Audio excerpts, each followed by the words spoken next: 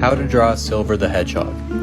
First, we're going to start with a basic outline. You're going to start with a circle for his head, an oval and square for his torso, guidelines for his arms and legs, and circles for his hands and the tips of his boots.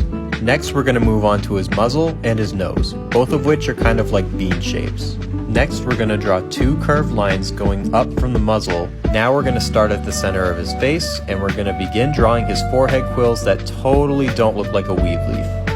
For his chest fur, I like to start with drawing two V's and then drawing triangle shapes that protrude out and go up to his muzzle.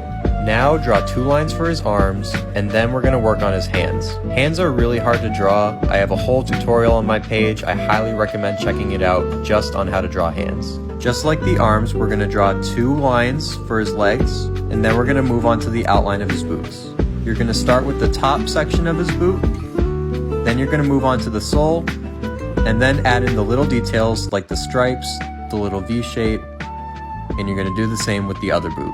Now draw in the darker outer edges of his eyes, and then we're going to draw two ovals and then two circles inside each oval.